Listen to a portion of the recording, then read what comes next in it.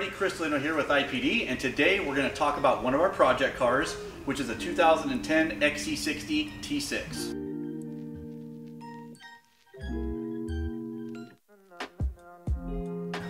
Here at IPD, we like to purchase project cars that appeal to the masses, right? So that's what we got this XC60 T6. It's got a little bit higher mileage, but what that allows us to do here at IPD in our R&D department is look at what parts are actually failing on these vehicles. That's why we buy project cars, so we can actually look at them, work on them, and develop products that are prematurely failing or failing where we can make an upgrade and offer it to our customers. So, on this vehicle, it has a 3-liter T6. This engine is found in many different models like your S60, your V60, the XC60. This is a very popular family car. I'm going to go over items that will work for all of those vehicles, and then I'm also going to mention a lot of the items that we've developed or that we have installed on this vehicle, which is intended for overlanding, which is why we bought this project car to begin with.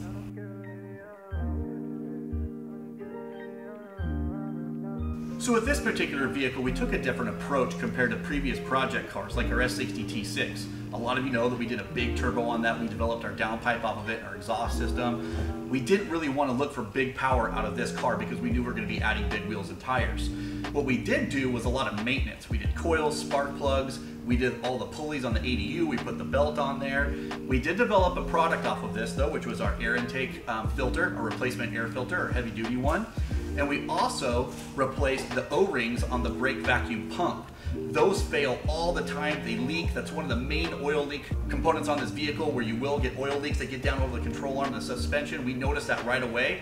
So we developed new O-rings made out of high temperature Viton. You can find those on our website. They are on this brake vacuum pump. And then we also installed our upper engine stabilizer mount with the polyurethane inserts on those, because those factory rubber bushings, especially with higher mileage, they prematurely fail, they rip out, causes a lot more vibration. So we have our really cool billet one up here that you can see on the engine.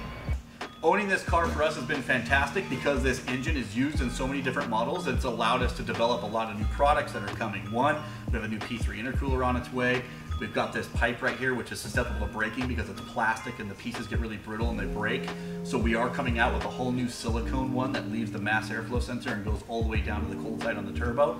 So this is really exciting for us. We've been playing with it and developing new products on it, and we've been using old products as well, like our TCV. We have our HD TCV. I'm working on a new mount so that way people can experience having an upgraded TCV on their vehicle or turbo control valve and have it mounted properly on their vehicle. So like any overlanding vehicle, you're going to want to upgrade your lighting, especially if you're going to be driving around in darker areas or in wooded areas.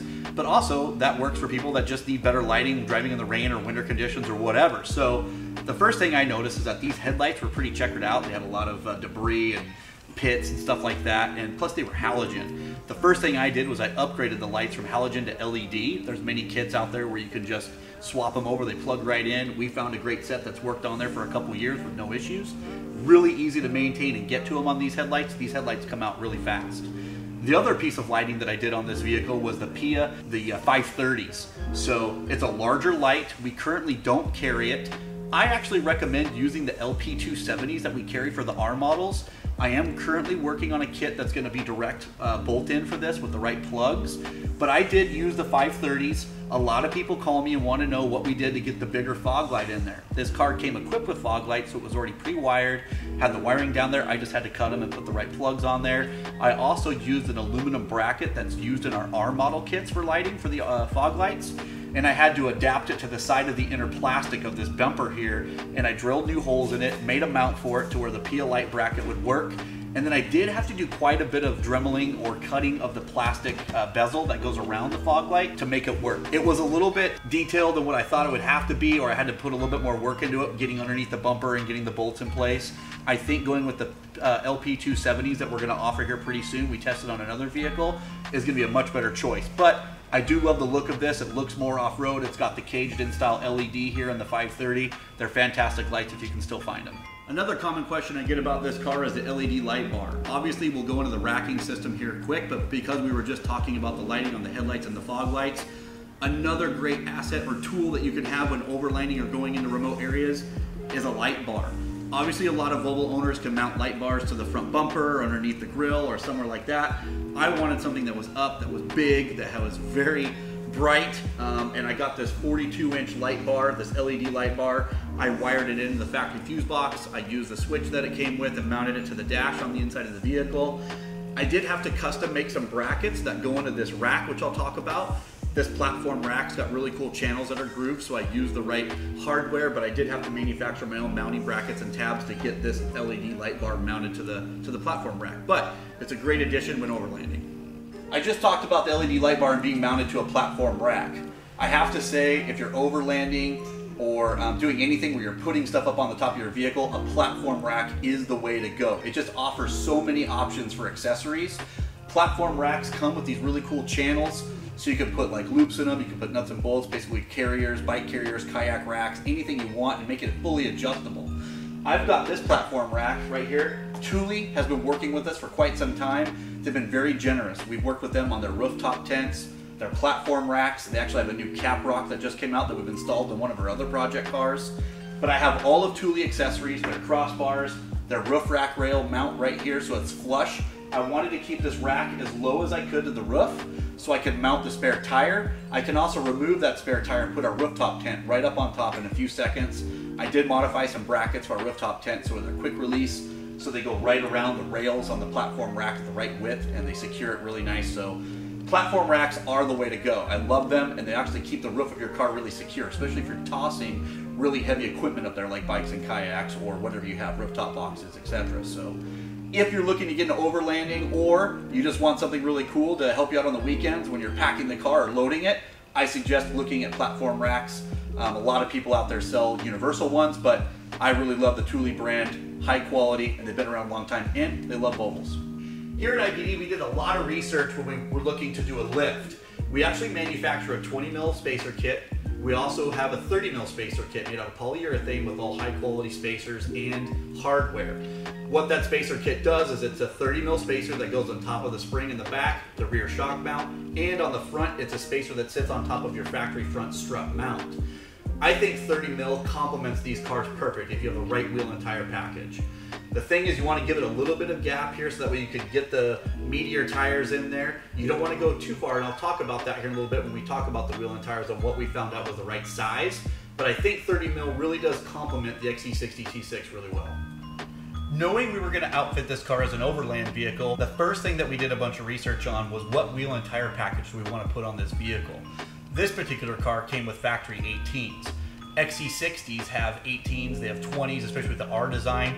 So I looked up what the overall diameter was with the largest wheel, which was a 20-inch. Then I worked backwards from that. Being that I wanted to go with an off-road package, this OZ racing wheel here is a 17-inch. But I wanted the same outer diameter of what the largest wheel would be so I can keep it as close to factory as possible, but get that off-road look without making it look funny. So we have more tire with a smaller wheel for off-roading. This tire here is a 245/70/17. We went with the BF Goodrich KO2s. That's an all-terrain tire. We've been getting great wear out of them. They're quiet. They ride really nice on the highway. I think they're a fantastic way to go for these vehicles. And I made sure and brought the raised white letters on the outside to give it that off-road look. I worked with OZ. We've had a great relationship with them for quite some time out of Italy. I wanted to go with something where that was a little bit different. There's a lot of wheels out there, Method, there's a lot of racing wheels and off-road wheels, which is the trend right now. I wanted to go with something that not everybody had, and so I got a hold of our friends at OZ.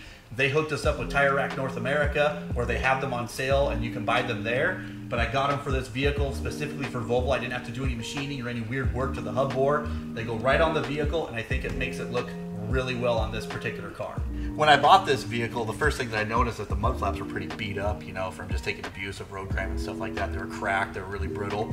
IPD carries these new mud flaps. I put them on the front and the rear. It really gave it that authentic off-road look, but it really complements the actual tire size on here and everything like that, and it protects from slinging a bunch of mud and rocks and debris up all over the back of the car or on the side of the rocker. So I did install new mud flaps on the front and the rear. Being that we're creating an overland vehicle, we want to make sure and protect the underside of our vehicle. And we've been making skid plates for many years for multiple models. We have them for a wide range of models. One of the most popular ones is the P3 chassis. We had one that was a thinner aluminum for basically your everyday driving cars, which is still great, but I wanted something a little bit more robust and beefy just in case you come off of a rock or a rut and you come down on the ground. I wanted something that was going to guarantee protect the undercarriage of my vehicle. And that's why we make the Adventure Plate. We call this the Adventure Plate for the P3 chassis. It's about double the thickness. It's an aluminum plate. It works out fantastic. So a lot of customers call and they want to know what I've done with the suspension now that I've done the lift. It's got a 30 mil lift on it like we mentioned, but one of the coolest things that I've done to this vehicle was I installed Bilstein HDs all around. It's not that bad of an install. We got them done when we put the lift in there, but I did Bilstein HDs front and rear. Bilstein's one of the best manufacturers for off-road shocks and struts. They give a really good ride quality. I noticed a huge difference when I was on the Washington Outback Discovery route over washboard surfaces at a little bit higher pace. It was really smooth, they react well. Bilstein's the best in the business, and I'm really happy that I outfitted this rig with Bilsteins. So having an overland vehicle, you know, there's nothing cooler than having a little bit rowdier sound to it, especially when you're crawling up a big grade or driving on the highway and you're footing it a little bit. I installed IPD's exhaust on this. It's something we already had from our S60 previous build that we developed.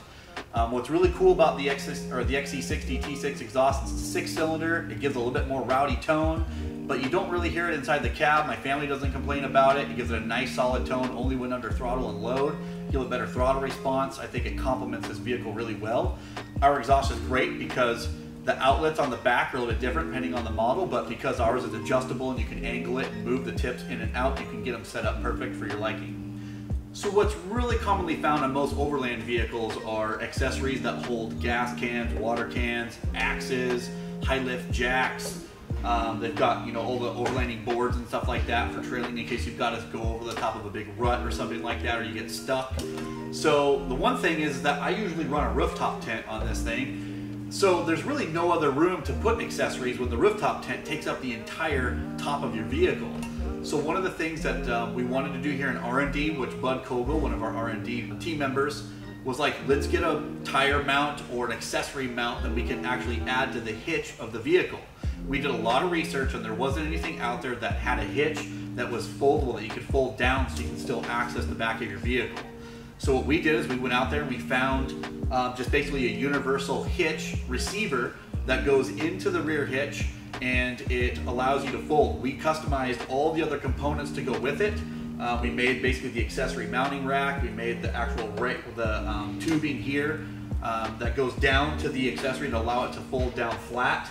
And then we came up with all the mounting for all of these pieces. So it's a great addition to the vehicle. When we have the rooftop tent up there, you can have extra gas, you can have extra water, and have all these other accessories that could really get you out of a jam if you need it.